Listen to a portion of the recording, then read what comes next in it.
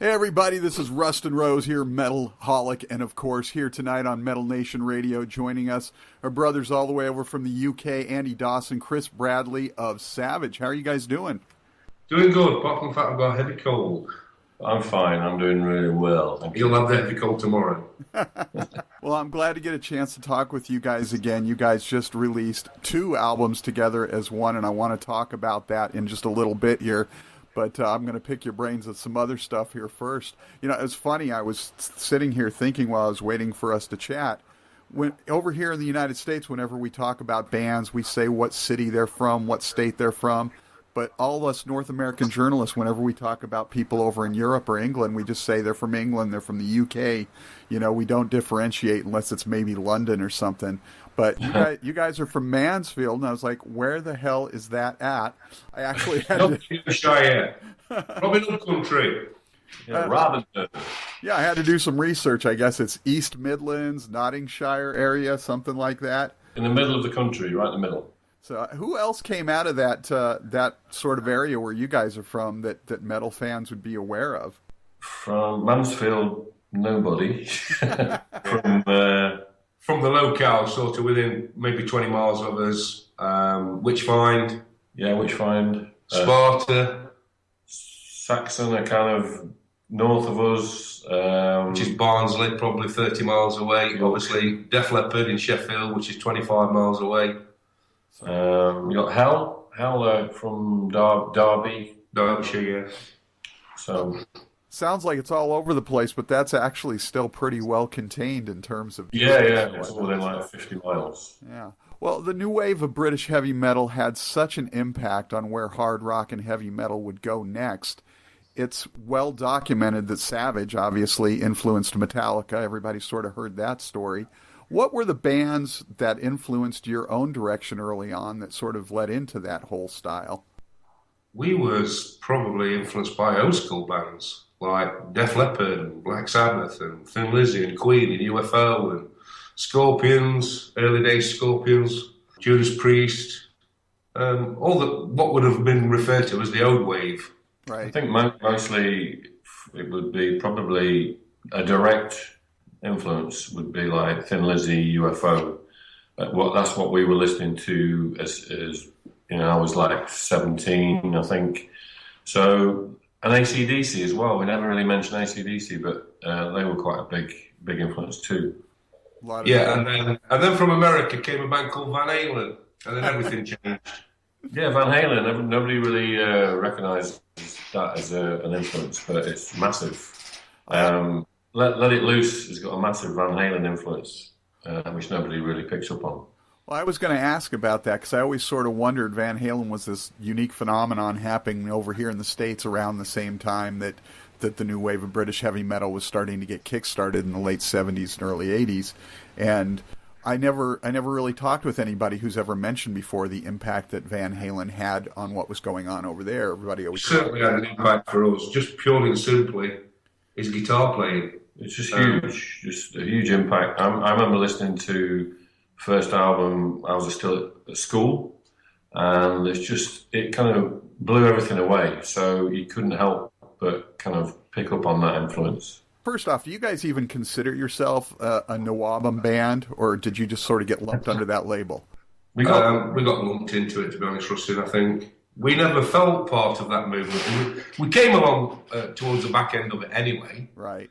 But we were listening to old school bands. You know, that's what we wanted to be like. And then obviously the Van Halen thing. So if you take Deep Purple and all those old bands and Thin Lizzy and UFO, then stick some Van Halen in it. That's where we were going.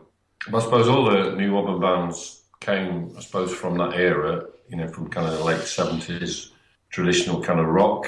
So I don't think we were as aware of it being such a big deal, the new Wobham thing. It was mostly focused around, I think, Iron Maiden, Def Leppard, and Saxon, those kind of bands. And those bands are still going, so I think that's kind of what counts, really.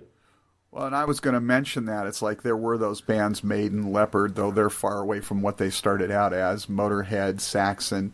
But there were many excellent bands riding underneath that level that were highly overlooked, obviously Savage being one of them.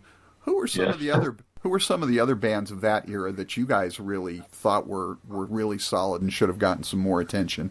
Black Axe was a band that we quite liked. They like to change their name to Wolf. Yeah, they sounded very much like kind of UFO. Yeah. So who else? We kind of were on the same label as Persian Risk for a while, and we became friends with Carl, the singer, more recently, who's now in Nazareth. Right. But we weren't really listening to a lot of the bands. We were still really looking up to, the big monsters of rock, really, the Rainbow and Deep Purple. No, they're gone now by then. But the kind of UFO, all that stuff, and Scorpions. We were looking towards that, not really taking much notice. So we were only kind of vaguely aware of a lot of those other bands. Which is true. I mean, a lot of them are resurfacing now. When I look to me, who are they? I can't remember. I can't remember them. I can't remember them either. So, because I think a lot of those bands, were not getting a lot of exposure, either nationally, and obviously the internet wasn't around, so you only kind of got Kerrang magazine and things like that, where those bands only surfaced occasionally, and it was very much overshadowed by what kind of came next from the States. The kind of big kind of hair metal and the Rats and Motley Crue. That kind of dwarfed a lot of the British bands, I think, at the time. Yeah, because right as Nawabum was ending, we had that crush of the thrash metal thing picking up, which you guys were somewhat instrumental in getting started in the Bay Area, unbeknownst to you at the time. Keep blaming us for that. Yeah. We're nothing to do with us. No, we'll take it. And of course, the glam hair metal thing going on in LA, everything sort of shifted across the pond. But all right, I want to talk about the two new albums here, but one last question, just because you mentioned them a few times. UFO has always been one of my favorite bands, highly underrated still, I think. And you guys have sort of that flavor that I think fits what they do to a great degree. If you guys were ever to cover a UFO song, what would it be? We did. We have. What was it? Hot and Ready. Hot and Ready. We did Hot and Ready off the Obsession album. We did it as a bonus track for a Japanese release. Version of Holy Wars. The Holy Wars album that in Japan had got Hot and Ready by UFO, but done by us, obviously, and Armed and Ready here, Thin Lizzy. But if to pick a track now, I think Lights Out for me would be. Yeah, I think I'd go with Lights Out. We used to play it many, many years ago. I loved playing it. That and Rock Bottom. Yeah, we used to play Rock Bottom, Lights Out. Doctor, Shoot. Yeah. Half our set was UFO and half was Thin Lizzy when we were really starting out. Nice. Now, of course, you guys came back a couple of years ago with Sons of Malice, which is a fantastic album. I was a big fan, as you well know. Can people still get the older albums going back to the first album? But you had those couple albums in there, like you just mentioned. You'd be very lucky if you can. You can definitely get Sons of Malice on the new album. Right. You can get Loose and Lethal because it's been re-released many times by other people. Illegally, probably. But Hyperactive, you might get Hyperactive. That got re-released as a CD. That's probably available. But Holy Wars, Babylon and Extreme Machine, some years ago, because they were part of Neat Records, Neat sold all their catalogue to Sanctuary, which was Iron Maiden's company. But then, in turn, turned it on to Universal. Universal. And they've just sat on it. So it's not available. And if we wanted to release it, we'd have to pay them a lot of money to get hold of it. Gotcha. So unless you've already got it, you're sort of hosed, I guess. Well, let's talk about the new music anyway. You guys have given us 2 new records this month in one package. Let's talk about the studio album 7 first. To me, it sounds like a continuation of Sons of Malice, combining the classic Savage style with that modern feel. Tell us about 7 from your perspective. 7 was, I would say it's more where the current lineup became more of a band. And it was less about me and Andy, it was about the entire, all 4 members. Mark, our drummer and engineer, Christian, the other guitar player, my son and his nephew, both started contributing quite a lot to this album. So half the songs are written still by me and Andy, and the other half are written in combination with myself, Andy, Christian or Mark. There's even one that's written by all of us, actually. Yeah, so I think there's some material actually kind of harks back really to the early days. Tracks like Iron and Law and Lock and Load. are really kind of old school. But then, we've got other tracks like Super Spy, Empire of Hate, which are more in the kind of Sons of Malice mold. So I think we kind of stretch right across our kind of style, if that's right. But you're always, as a band, trying to move forward, even though, in many ways, metal fans don't want you to really kind of develop too far. But as a musician, you do want to stretch, and you do want to try new grooves and new things. And I think this album pretty much covers the whole kind of area that we've ever done. But there is some really fast up-tempo stuff, kind of which really harks back to the early days. To jump in on one of the things that Andy just said, it's groove. We like to groove. In the way that AC/DC groove or Thin Lizzy groove, it's something you can just becomes quite infectious. It's always been about trying to create like monster riffs and really good vocal melodies and hooks. Plus, going back to the kind of UFO Thin Lizzy thing, there's always a bit of a narrative with the lyric as well. It's like telling a bit of a story, trying to create an atmosphere about something that's going on in the world or social comment. First off, I got to say, thanks a whole lot. I got I Am the Law stuck in my head there for about 4 days straight at one point because you hit that infectious quota there. And I was like, every time I'd wake up in the middle of the night to go to the bathroom, I'm like, this song's stuck in my damn head. What the hell? To be honest, Rustin, I think that's another thing that we're about from back in those days. It's about hooks and songs, We're not really self-indulgent, and we don't just kind of create really kind of drawn out arrangements. We try and hit people straight away with just a kind of crushing riff and a great vocal, and because that's what we like. That's what we like to hear, which is hard to come by these days. Yeah, I mean, you've got to imagine that our very young teenage years was sort of the British glam movement, where it's bands like Slade, Sweet, Mud, Wizard, T-Rex, and it's all rock, but it's about hooks and songs, pop songs, basically. Right, well, you guys led me into my next 3 questions there perfectly. So first off, did you guys try anything new with this record you hadn't done previously, whether different instruments, recording ideas, styles? Well, we certainly recorded in 3 different studios, which was a challenge. There's a kind of epic track on it that is, I suppose, a bit going against what I said. It is a bit kind of more indulgent, which is called Avalon, and we've only ever recorded, I think, another kind of ballad kind of song, which was on the Babylon album. But so that we kind of stretched out a bit, and that was fun because it was something that it was kind of, I think, almost the last song to be written. And the subject matter is quite dark, and yeah, it felt like that was a different area for us. Recording wise, you just you go with the technology that's available. We were able to record drums in one studio. We did vocals and various guitars in studio here in our hometown. We did some stuff at Mark's own studio. So technology is a weird thing because it allows you to do so many things, and yet it seems to take forever. Yeah, a lot longer. There's so much flexibility, you can edit and you can arrange things, you can get the best takes, you can cut things together, which is great, but it kind of draws the whole process out. Whereas back in the day, recording on analog tape, you kind of just had to go in and do it, get it right. You mixed it over a few days and it was done.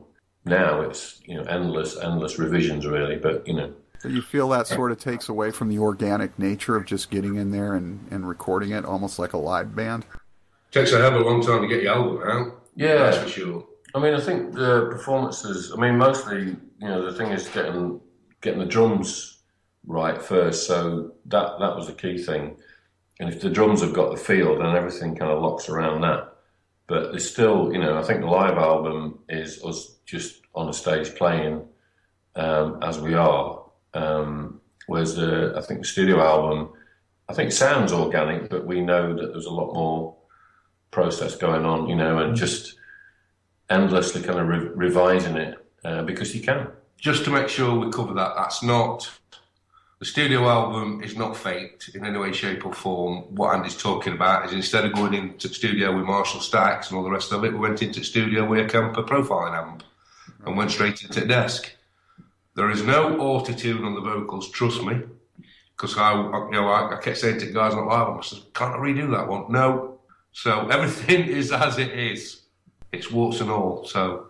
Well, that's one of the things that was always so elemental about hard rock and heavy metal anyway, was that just that raw, organic, natural feeling. There can be warts and, little glitches here and there that make it human, and that's what has such impact, I think what would be great, it's almost like you need to write the songs. We did demo them first, which takes time, but when you then record them again, you feel like you're getting to know them, but it's not until you start playing them live. It's almost like you could do with playing them live and then going back and recording them again, because they always then kind of grow organically again when you start playing from an audience. Which is how it would have been the very early days before the first album came out. Everything would have been played live before it was recorded. Yeah, we would have played endless gigs, with those songs, and you really get to know them. And I think for most bands, when you're recording new material, you have to kind of tour it before you really get to know it. And I think, that's just the way of the world. So you have to kind of recreate the best feel you can in the studio. And I think, to be fair, I think the new album feels pretty live and pretty kind of raw. But technology allows you to kind of take so much time. I think we could have had the album out. We started actually recording parts last Christmas. So we haven't recorded any bits since this year, and then it's taken till October to get out, and there's artwork and all that kind of stuff to do, and mastering and all the kind of boring stuff. Right, and you sort of said it. You've had the same lineup now for 2 albums. That gives some consistency to everything you're doing, and that comes across on the other album, the Live and Lethal, which is a fantastic gift to fans. A full recording of the Loose and Lethal album. Basically, at the time you recorded it, 30 years later. Yeah, that was, personally, I've always been frustrated with the recording of the first album, even though everybody I've ever spoken to likes the band, loves the recording, but I've always really struggled with it because it sounds so kind of harsh. And so I kept saying, well, if we did a live version of it, then for me, it would put that to bed, and it would then that's how the album sounds in my head. So we wanted to do that for that reason, really, to try and kind of put out a version of it that we feel more comfortable with. And you guys also threw a handful of tracks on there from the other albums, a couple from Sons of Malice, then a couple from the older albums as well. How did you choose which other tracks to include? Because there's so much great stuff out there, especially stuff fans can't hear anymore.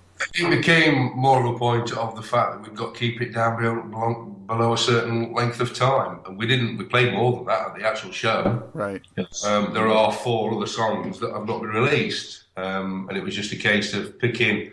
The first 8 are guaranteed because it's Loose and Lethal, and then you've got 4 more to add on. So basically, it was the 2 opening numbers followed, and then at the end, a couple of the encores. That was it.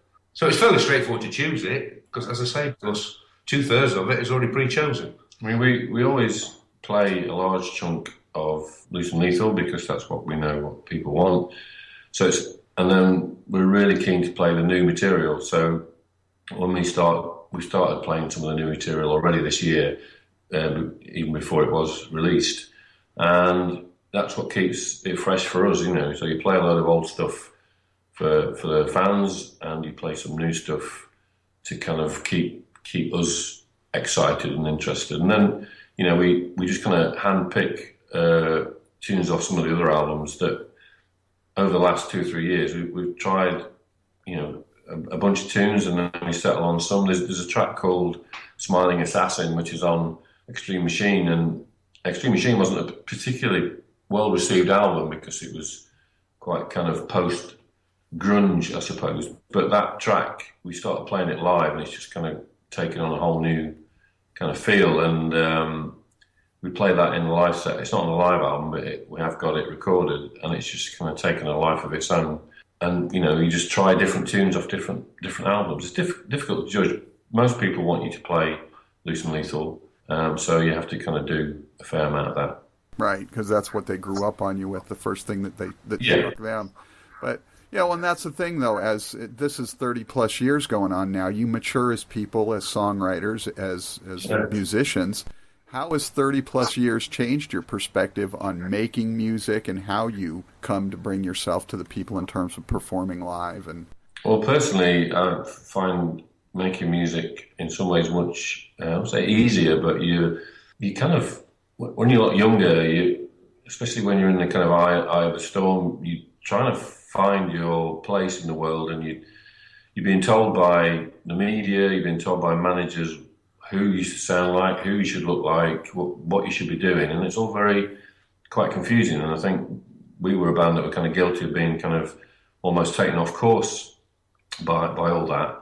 And then 30 years later, you're kind of much more comfortable with yourself. I think you're a kind of better musician, and you kind of can just sit down and write the stuff that you think really is what the band should be doing, and you can kind of just enjoy it more, I find. We certainly, we've developed into our own particular style, our own particular way of doing things, and that's what we do when we play around with that, basically. I mean, musically, we do push in a few areas, but I think it's kind of, as a lot of bands, it's kind of the vocal that keeps the identity of the band, true to its roots. So you will hear, riffs and things that you could find on a whole bunch of kind of bands, but the vocal kind of brings it back to us, and I think that's the same for many bands. So it does allow us to kind of, riff-wise, to kind of go in a few different directions than just stick to kind of, the kind of new Wobham style, but it still sounds like us. And when we play all the tracks off the various albums live, they do sound, they sound like one band and one identity, which is great.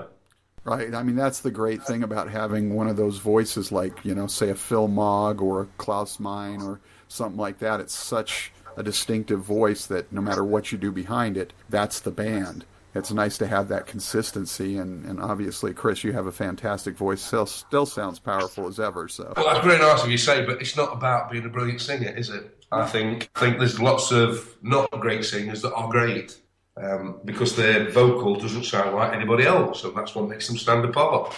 I think a great example of that is there's not really in the rock genre, but certainly in early days, Bono from U2. A lot of the time he would sing flat as a pancake, but you just loved his voice. It just had a certain resonance that, I think if you can hear a vocal or a guitar player and identify who they are, I think is a great thing. And that's getting harder, I think. But I think certainly Chris's voice, you would recognise it straight away. And guitar players, if you hear Brian May or you hear Slash or you hear Van Halen or Schenker, you can tell it's those guys playing. So I think that's quite an achievement. all right, so last question before we get out of here. I grew up basically in the same era that you guys did. And, we didn't have Facebook and Twitter, social media, all that stuff. We didn't have Pro Tools. We didn't have all the technology we have today. How have you, obviously in the studio you're using a lot of that new technology, but in terms of promoting the band, because you guys are clearly more of a DIY band now, are you able to get into that whole new thing of using the Facebook and the Twitter to really promote the band, or has that still been something? No, we tried to. Obviously, when the album came out, we have paid companies to do promotion for us, but we spend a lot of time. Every time we do something, it goes on the website. Simple as that. Keep everybody aware of what we're doing. We've got a fairly good website. We're on Facebook all the time, Twitter, Instagram. Wherever you can get it out. But I mean, it's so it's so disposable, isn't it? It kind of you post on Facebook like now, and then 10 minutes later it's disappeared. It's gone down the page, and people have kind of moved on. So you've just got to constantly be on there all the time. And what the internet has done is kind of made it possible for bands such as us and every other band to kind of have a presence and communicate with people. And one of the great things you've been able to communicate with, people who like the band from all over the world. You might be speaking to me from Brazil, from America, from Australia, from Scandinavia, and that never would have been possible. That's a really fantastic thing. The downside is, I think it there's so much stuff out there that it's very, you can kind of disappear if you're not careful. So you've got to be constantly pushing. But ultimately, it's down to the band, the material, the songs, the riffs, or whatever, to kind of stand out. And that's all you can do, is do the best album you can, put it out there, and try and get a way of people hearing it. Because that's ultimately what we want. We're not going to make a lot of cash from this album or indeed the last album, but we want people to hear it. And free downloading is obviously a big factor in people hearing stuff, but it's not putting any money into our pockets. And now you've got things like Spotify and various streaming services which are legal, but they're not making any money for bands. So I think it's really tough out there, and particularly if you're a new band, you're going to really struggle to get any money. We've invested money into the band because we believe in it, and we can. And then you invest the money, and the money comes back. But it's a tough world, and even the big bands out there aren't releasing albums in the way they used to because they're just not making any money. Yeah, that's sort of the big deal. It's like people don't realize that we have this accessibility to get it everywhere, and you can illegally download it and all this stuff. But if the bands don't make enough money to make it worth it for them to continue to create, there's not going to be anything to even steal from the bands because the bands just won't be there. No, it's a terrible. Even the big bands aren't. I think was it 2008 when Metallica put out Death Magnetic. I hear they're working on a new album, but they're making money out of the shows. Right. They weren't making money out of albums, so it becomes a commercial exercise where just go out and do a tour, make a lot of money, and don't bother with an album. But for a band such as ourselves, making new material and writing new stuff is what it's all about. Yeah, it always has been. I've always been excited to write and record. Ever since I started playing guitar, and I still, we still share that kind of love of getting new material out there. But there's no money to be made from it. You've just got to do it for the love, really. Awesome, guys. Thank you so much, Andy, Chris, Savage, the new album 7, and of course, Live and Lethal, out now. There's so many places they can get it online. Is there a specific place you want them to go look for it? Far better just going straight to our online website, which is www.savageband.com. Savageband.com. Thank you for hanging out with us tonight on Metal Nation Radio and with Metalholic Magazine. And the albums are great. We look forward to hopefully getting... One of these days, you guys need to make a live DVD, because I know you're not coming over here to the States anytime soon. And us people in North America would like to see you. We keep trying. We're all living in hope. We're working on it. But we've got some live video clips from the live album, which we may put out as a kind of fan-only package, because it was only like 2 or 3 cameras. But yeah, we may do that. Guys, thanks again so much for taking the time, and we will talk with you real soon. Okay, Dawson, take care. Bye-bye.